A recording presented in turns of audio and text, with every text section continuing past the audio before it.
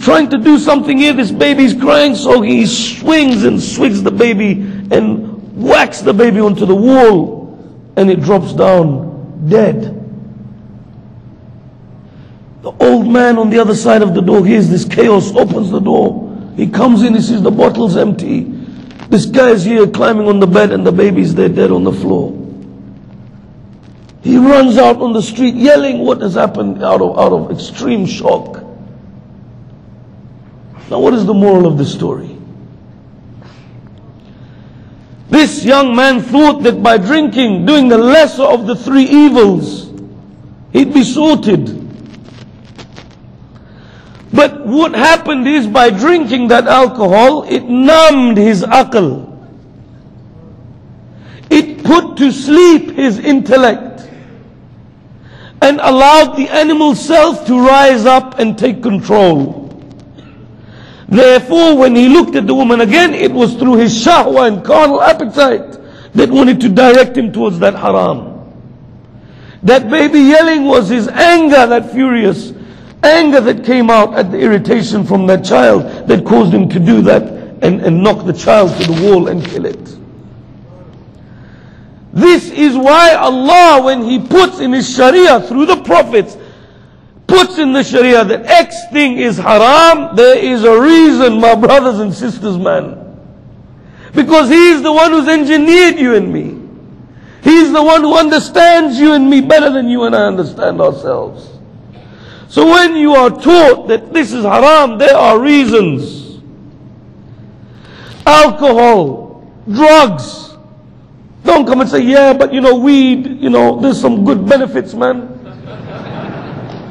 There are reasons why these things are not allowed, man. Because they put the aql to sleep and allow the animal to come out within us. And this is going against the very reason and nature of why Allah has put us on this earth. Allah wants us to strive to make our intellect govern ourselves. Whereas you and I, in our life, how are we living it? Are we living it to eat and go and find a mate and chill in comfort and enjoy and allow our shahwa to be satisfied? Or are we striving to clamp down on those things, man? To allow the intellect to flourish so that we can become a true human being. We all talk about the coming of our 12th holy Imam, Imam Zaman Ajjalallahu Ta'ala Farajuhu Sharif.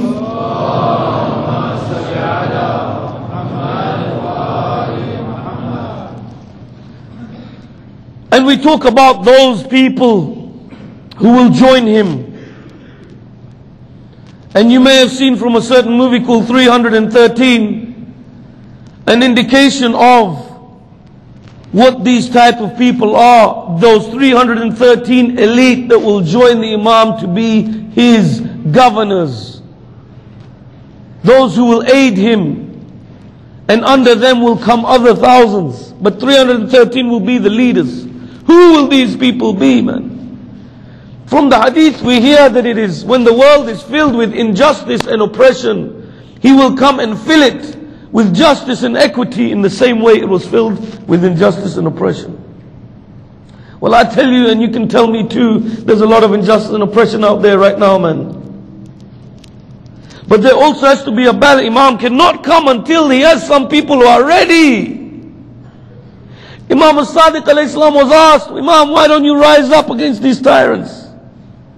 He said, I don't have people who can aid me to rise up against them. If I only had a few people like Hussein had, I'd be able to do that. They're like, we're here, man. It's okay, jump in the fire, bro.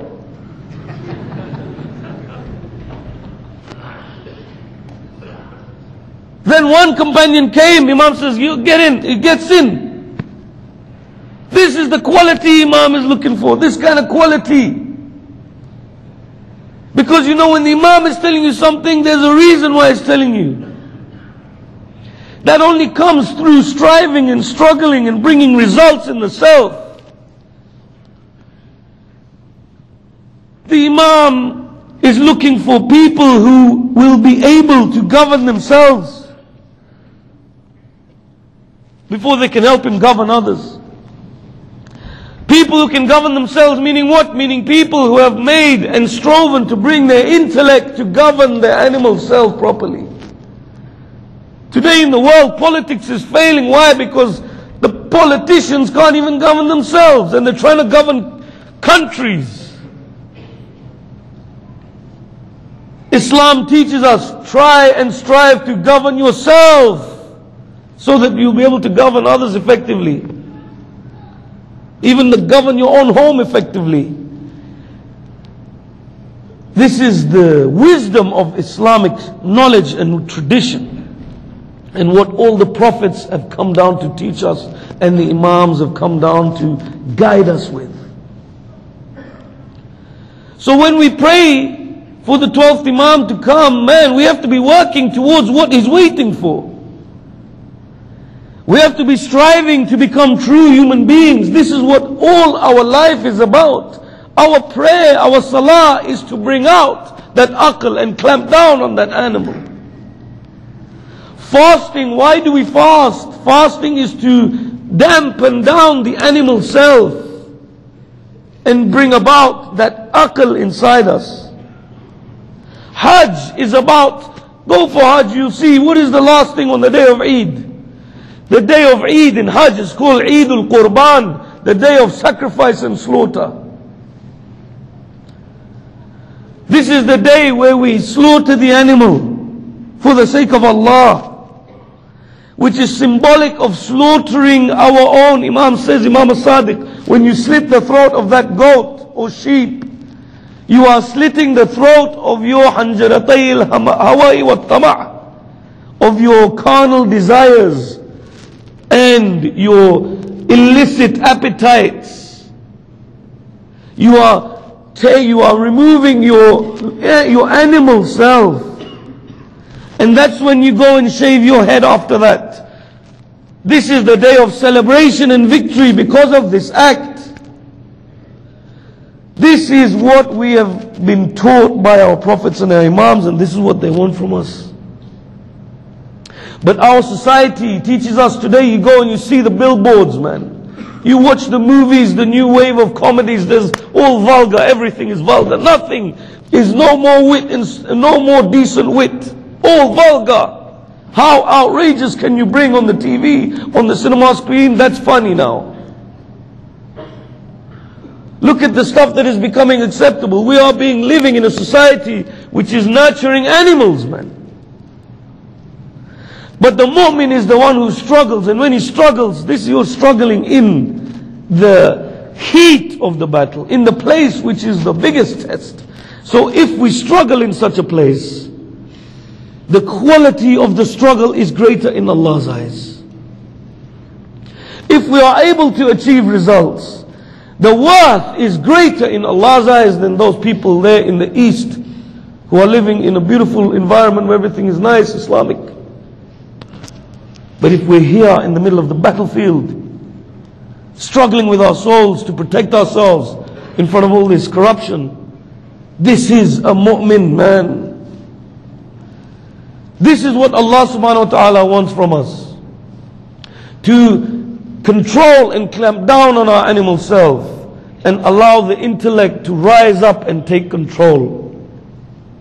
Sallu ala Muhammad wa ali Muhammad.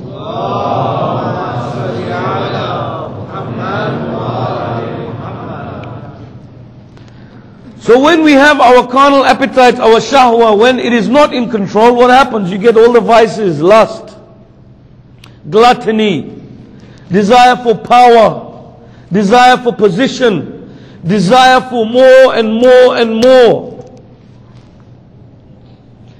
When our anger is not governed properly by the intellect, what happens?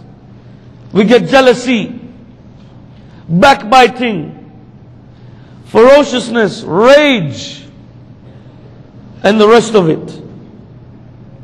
When our imagination is not in control by the intellect, what do we get? Deception, trickery, cunningness,